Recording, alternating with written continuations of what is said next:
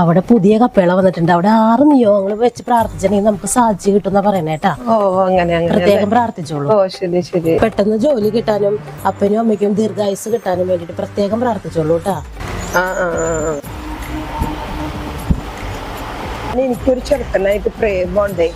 ആ കല്യാണം വേഗം നടത്തി തരാനായിട്ട് നീ എന്നെ സഹായിക്കണം കേട്ടോ.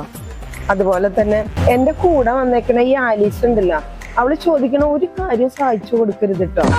എനിക്ക് എത്രയും പെട്ടെന്ന് ഒരു ലോട്ടറി അടിച്ച് ഒരുപാട് കാശ് ഉണ്ടാവാനായിട്ട് എന്നെ അനുഗ്രഹിക്കണം.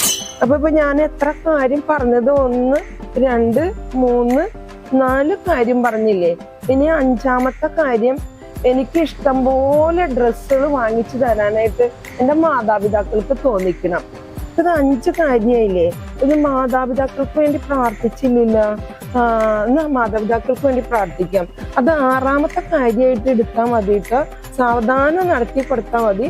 അവർക്ക് ദീർഘായുസ്സും ആരോഗ്യം ഒക്കെ കൊടുക്കണം കേട്ടോ.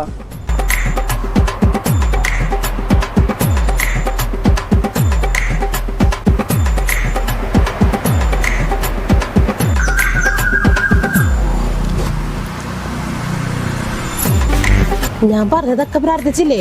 ഞാൻ ആലീസ് പറഞ്ഞത് മാത്രമേ പ്രാർത്ഥിച്ചിട്ടുള്ളൂ. ആലീസും പ്രാർത്ഥിച്ചില്ലേ? ഞാൻ പ്രാർത്ഥിച്ചു. നീ പ്രാർത്ഥിച്ചൊക്കെ വേഗം നടത്തി തരാൻ വേണ്ടിട്ടാ ഞാൻ പ്രാർത്ഥിച്ചത്. അവള് പ്രാർത്ഥിച്ച കാര്യം ഒന്നും നടക്കല്ലേ. ഞാൻ പ്രാർത്ഥിക്കുന്നത് മാത്രം നടന്നാ മതി.